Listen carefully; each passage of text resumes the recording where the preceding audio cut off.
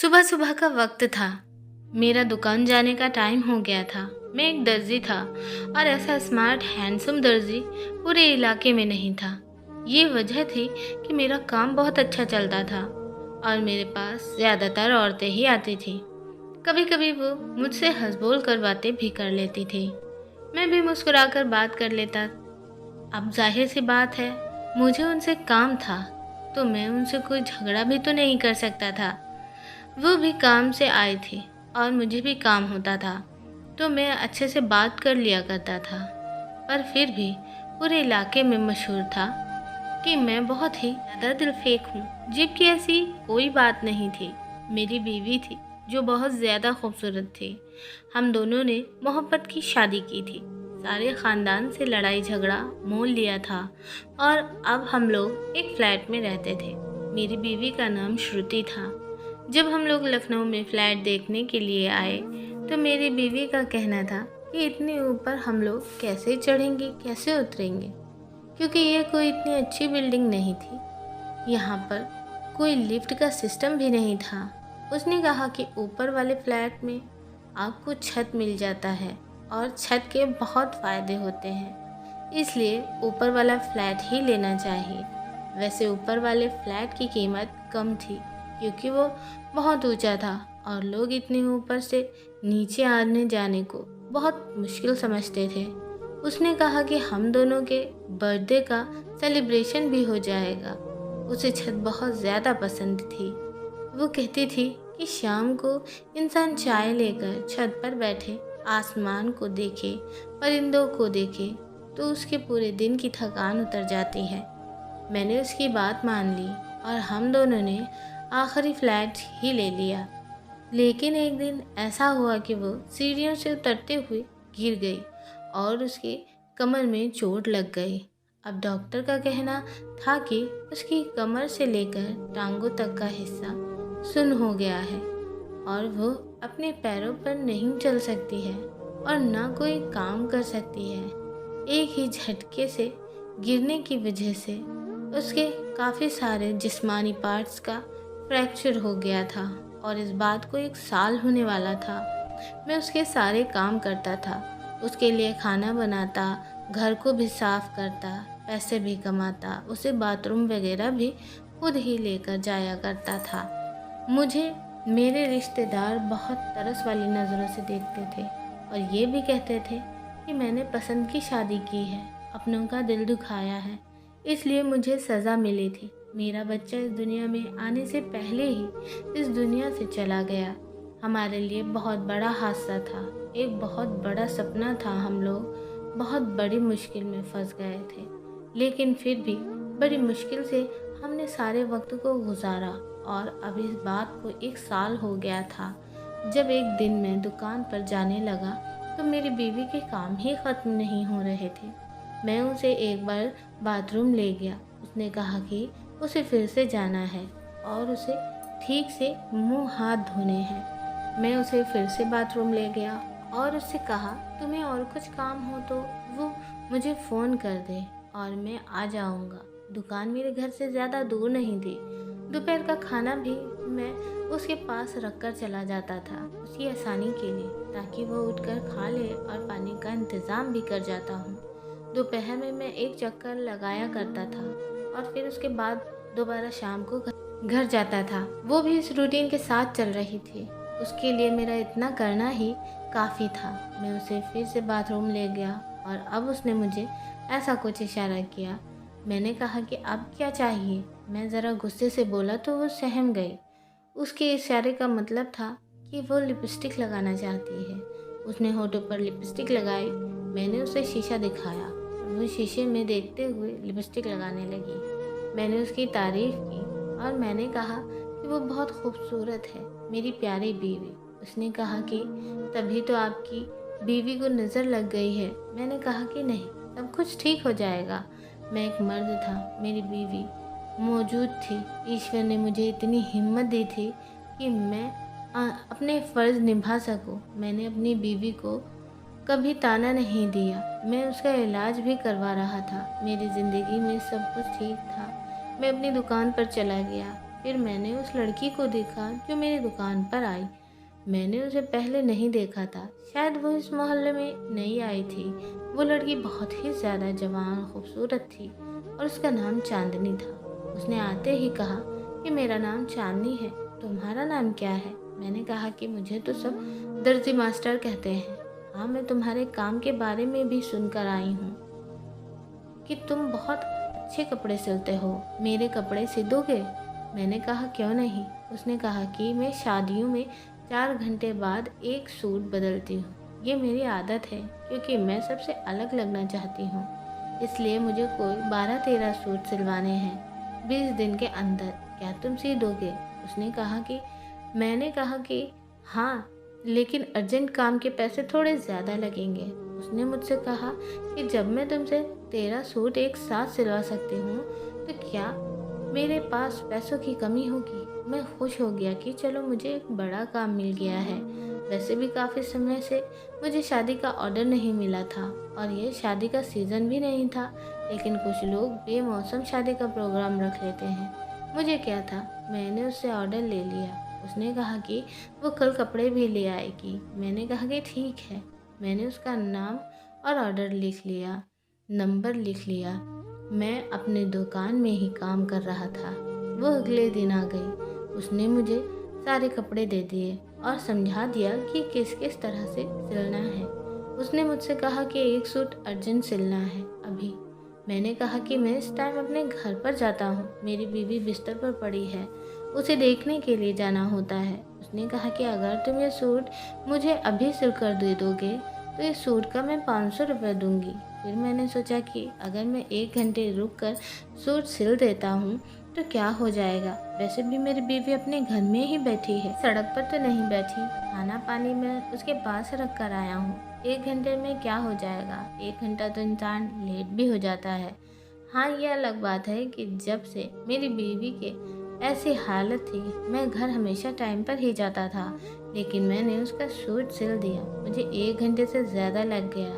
जब मैं वापस रात को घर आया और घर में दाखिल हुआ तो सामने का मंजर देखकर हैरान रह गया। मेरी बीवी ज़मीन पर गिरी हुई थी, पानी का ग्लास टूटा हुआ था। शायद वह पानी पीने के लिए उठने की कोशिश कर रही थी, क्योंकि जो पानी मैंने उसके पास रखा वह कम था। मैंने उसे उठाया, उसका मुंह साफ किया। उसको थोड़ी सी चोट भी लग गई थी। मैंने उसे पट्टी बांध दी। मैंने उसे अफसोस से भरी नज़रों से देखा। मैंने उसके पास फ़ोन तो रखा था, लेकिन फ़ोन की शायद बैटरी ख़त्म हो गई थी, इसलिए वो मुझे फ़ोन नहीं कर पाई। मैंने कहा कि मुझे माफ़ कर दो, मुझे काम था बहुत ज़रूरी, दुकान का काम नहीं था। बस मेरे एक रिश्तेदार की मौत हो गई थी, बस वहीं गया था। बस इसलिए मैंने इतनी देर लगाई और तुम इस चक्कर में नीचे गिर गई और तुम्हारे साथ इतना बुरा हुआ। मुझे तो लगा था वो ज़रूर गुस्सा करेगी, लेकिन वो बस मुस्कुरा दी। इसका मतलब था कि कोई बात नहीं। मैंने उस लड़की का काम तो कर दिया था, पर अभी तक उस लड़की ने मुझे पैसे नहीं दिए थे। उसने कहा कि सारे पैसे एक साथ दूंगी। वो जब भी मेरी दुकान में आती तो मुझे देखकर अजीबोगरीब तरह की अदाएं दिखाती, मेरी आंखों में देखती, कभी अपने दुपट्टे से खेलने लगती। दुपट्टा तो बस नाम का गले में डाला होता था और दुपट्टा भी उसका बहुत ही हल्का सा होता था। सारे मार्केट वाले लोग उसको देखते थे। मेरे सामने भी एक दर्जी बैठता था जो मेरा दोस्त भी था। उसने मुझसे कहा कि इससे बच के रहना। मैंने कहा कि हाँ, लगता है इस मोहल्ले में नई आई है। उसने कहा किसी मर्द की ज़िंदगी बर्बाद करके आई है। मैंने कहा कि क्या मतलब? उसने कहा इस औरत को तलाक हुई है। मैन है ना, हमारे मोहल्ले में रहता है, बूढ़ा सा, उसकी भांजी है ये। मैंने कहा कि ये तो लड़की जैसी दिखती है, तुम कह रहे हो कि इसको तलाक हुई है? उसने कहा कि हाँ, आजकल किसी का कोई पता नहीं चलता। सुना है बड़ा अमीर आदमी था, लेकिन जब उसे इसकी हरकतों के बारे में पता चला तो उसने गुस्से में आकर इसको तलाक दे दी। तुम इतना हैंडसम हो, तुम्हारे पीछे तो कोई भी औरत हाथ धोकर पीछे पड़ जाएगी। मैंने कहा कि कहाँ मैं हैंडसम रह गया, बस घर के कामों में उलझा हुआ हूँ। मेरे दोस्त ने कहा कि क्या भाभी की हालत अभी भी वैसी ही है? मैंने कहा कि हाँ।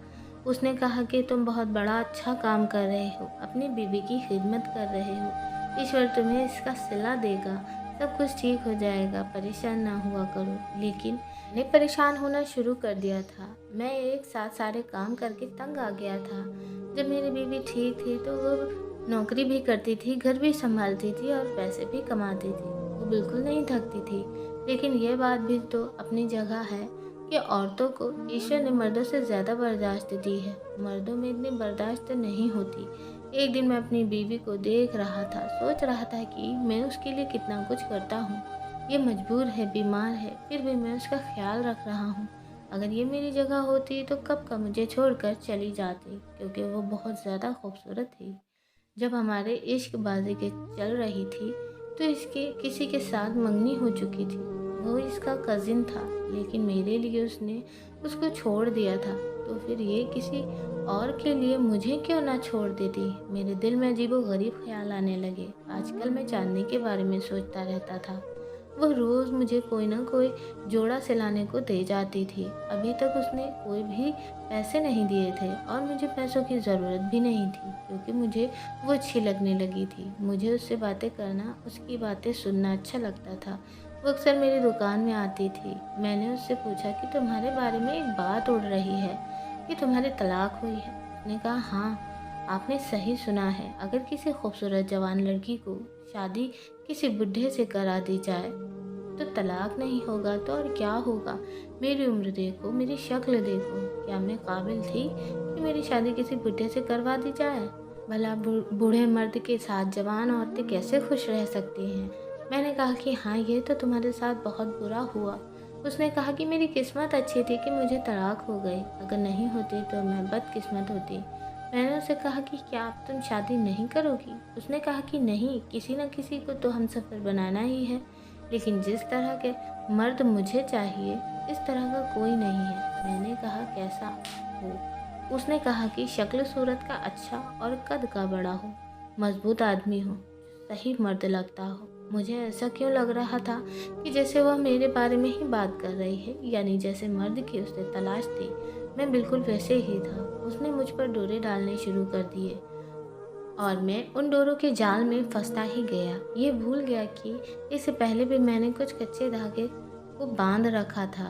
वो कच्चे धागे मेरी मोहब्बत के थे, वो मोहब्बत जो मैं श्रुति से करता था। कहते हैं कि मोहब्बत का कच्चा धागा एक ही वक्त में बड़ा कमज़ोर और बड़ा मजबूत होता है। मजबूत इतना कि ज़माने वाले मिलकर भी उसे तोड़ने की कोशिश करें तो टूटता नहीं, लेकिन कमज़ोर इतना है कि कभी कभी छोटी सी बात से भी टूट जाता है। मैं अब घर आता तो मुझे मेरी बीवी पर गुस्सा आता था। मुझे वो बुरी लगने लगी थी। एक दिन एक मोहल्ले वाली औरत आई तो कुछ खाने पीने की चीज़ लेकर आई थी। मैंने कहा कि आप लोग ऊपर क्यों नहीं आते हैं।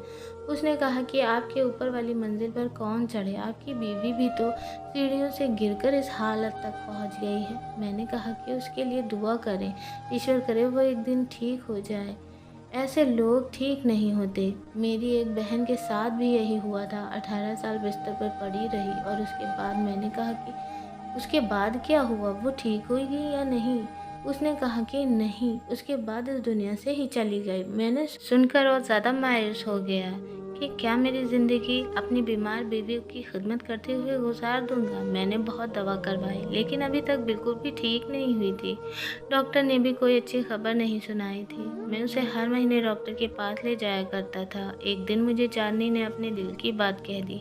उसने कहा कि मैं तुम्हें पसंद करती हूँ, तुमसे शादी करना चाहती हूँ। मैं उसे अपनी बीवी के बारे में तो पहले ही बता चुका था सब कुछ। मैंने उसे अपनी बीवी की तस्वीर भी दिखाई थी। तब उसने कहा था कि वो बहुत खूबसूरत है। उसने मुझसे कहा कि ये कोई उम्र है ये सब करने की। क्या तुम सारी ज़िंदगी अपनी बीवी की खिदमत करते रहोगे, उसकी गंदगी साफ़ करते रहोगे। मेरे साथ चलो, हम दोनों भाग कर शादी कर लेते हैं। मैं अपने साथ इतनी सारी दौलत ले जाऊंगी कि हमें कोई मसला नहीं होगा। किसी और शहर में जाकर तुम अपनी दुकान बना लेना, मैं घर संभाल लूँगी, तुम दुकान संभालना। तुम्हारे हाथ में तो इतना अच्छा हुनर है तो तुम कहीं पे भी इस्तेमाल कर सकते हो। मैंने कहा कि पर मेरी बीवी का क्या होगा, मैं उसे ऐसे छोड़कर तो नहीं जा सकता। उसने कहा कि क्यों नहीं छोड़ सकते, अपनी बीवी से छुटकारा कैसे हासिल करना है ये तुम्हारा काम है। मैं तुम्हारे साथ भाग जाने के को तैयार हूँ। उसकी बात सुनकर मैं सोच में पड़ गया। मेरे दिमाग में एक आइडिया आ गया। मैंने कहा कि मेरी बीवी ना तो चल सकती है ना उठ सकती है और वह बीमार भी ऐसे है। मैंने उसके लिए जो करना था कर लिया, शायद उसको भी छुटकारे की ज़रूरत है।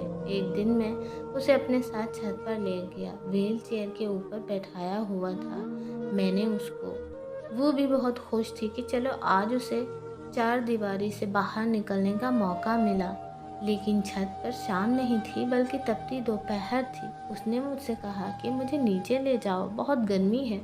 मैंने कहा कि क्यों, तुम्हें तो छत बहुत पसंद थी, तुम्हें तो धूप बहुत पसंद थी, तुम आसमान को देखना चाहती थी। यहीं पर बैठो और मैं जा रहा हूँ। मैं नीचे नहीं जा रहा हूँ बल्कि मैं अपनी ज़िंदगी जीने जा रहा हूँ। मैं तुम्हारी खिदमत कर करके तंग आ गया हूँ। तुम क्या चाहती हो कि सारी ज़िंदगी मैं तुम्हारे काम करता रहूँ, तुम्हारा गुलाम बना रहूँ, तुम्हारा नौकर बन जाऊँ? मेरी शक्ल देखो, तुम जैसी एक नहीं बल्कि 10 औरतें मिल सकती हैं मुझे तो।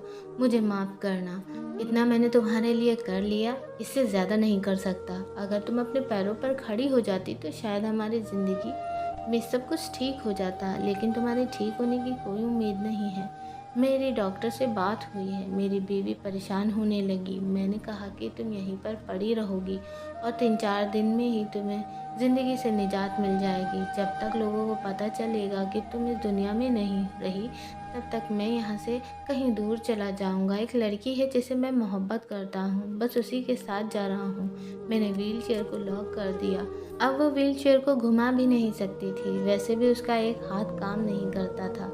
वो अपनी दबी दबी सी आवाज़ में चिल्लाने लगी, मुझे पुकारने लगी, पर मैंने पलट कर नहीं देखा। जैसे ही मैं सीढ़ियों से नीचे उतरने लगा, मेरा पैर फिसल गया और मैं नीचे गिर गया।